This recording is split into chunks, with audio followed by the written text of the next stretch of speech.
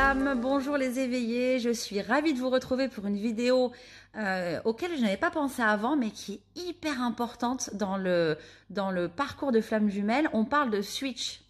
Alors, pour ma part, le switch n'est pas du tout une étape. Le switch est un processus qui est extrêmement positif et qui n'est pas du tout une étape désastreuse ou de fuite de l'un ou de l'autre.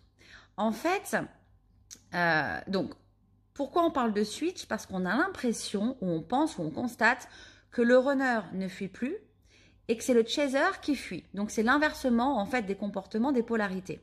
Il n'en est rien. Le switch, on va parler de switch pour que ça soit plus rapide, en fait peut arriver au début, au milieu, à la fin du parcours.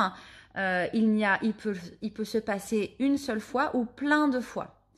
Donc, pour repartir à zéro, la féminine, l'âme éveillée à la base, ressent en premier le manque, a plus rapidement des souffrances, des douleurs. C'est pour ça qu'on dit qu'elle travaille en premier, parce que le runner fuit, il ne conscientise rien et donc il va fuir, il va nous abandonner, il va nous mettre en lumière beaucoup de blessures que nous avons.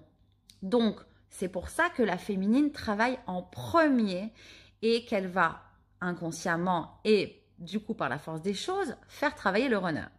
Quand la féminine, à un moment donné, se réveille et qu'elle se regarde, qu'elle s'aime un peu plus, qu'elle a travaillé pour elle, qu'elle a passé ces étapes douloureuses qui peuvent être juste un week-end catastrophique ou carrément une séparation de plusieurs mois, quand elle s'en est sortie de toutes ces crises d'angoisse, de ces excès de colère, de fureur parfois, parce que c'est violent, hein, ça peut être très très violent.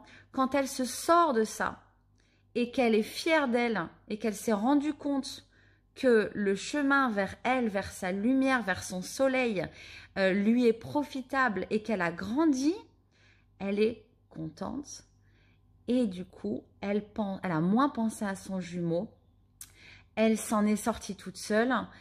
Et d'ailleurs, c'est ça la différence entre les relations toxiques et les relations d'âme. Quelle est la différence entre souffrir et souffrir? Une relation d'âme, vous souffrez, vous vous relevez. Vous vous relevez toujours et vous vous relevez en mieux. Alors qu'une relation toxique, vous ne vous relevez pas, même vous vous enfoncez. D'ailleurs, je pense qu'on fera une vidéo sur la différence entre les relations toxiques et les relations de flammes jumelles. Je suis sûre que ça pourra aider plusieurs personnes, hommes ou femmes. Donc, à un moment donné, quand on s'est rendu compte qu'on a cheminé vers le bon, vers nous-mêmes, eh bien, on se sent plus apaisé et on a même envie que ça continue. Donc, on pense moins, on va dire, à son jumeau. On va peut-être moins l'appeler, moins lui faire de messages et moins être sur son dos. Lui, il va le ressentir. Si vous êtes en relation sans aucun contact, il va le ressentir en 5D et ça pourra faire peut-être un retour. Et si vous êtes en contact ou même en pré-réunion, ça va faire un comportement assez cocasse du jumeau qui revient et qui nous dit « Mais qu'est-ce qui t'arrive? Tu m'aimes plus, tu es moins souvent, tu m'appelles moins, tu me fais moins de messages. » Moi, c'est ce qui m'est arrivé en fait.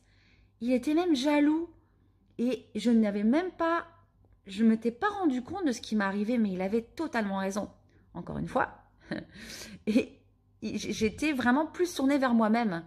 Et ça a mis du temps pour qu'il comprenne. D'ailleurs, je crois qu'il a toujours pas compris. Il me demande toujours de revenir comme avant. C'est fou ça. Et les masculins, c'est là qu'on voit le switch en fait. C'est lui qui nous court après. Et ensuite, avec un effet ping-pong, ça va être peut-être... En fait, ça sera moins intense, mais le switch peut se passer un peu de l'un à l'autre constamment jusqu'à la réunion et la fusion.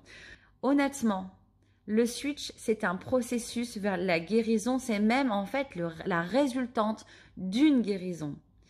Et c'est très positif et c'est très enrichissant.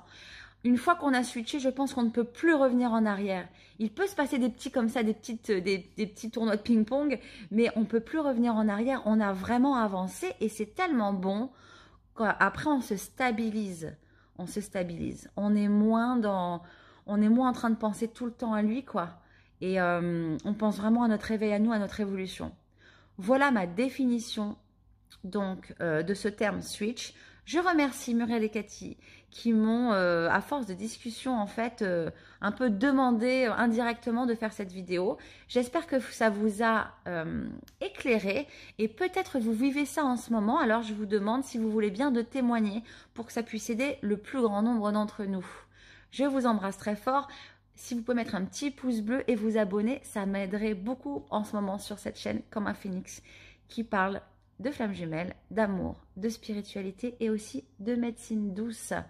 Je vous embrasse très fort, à bientôt.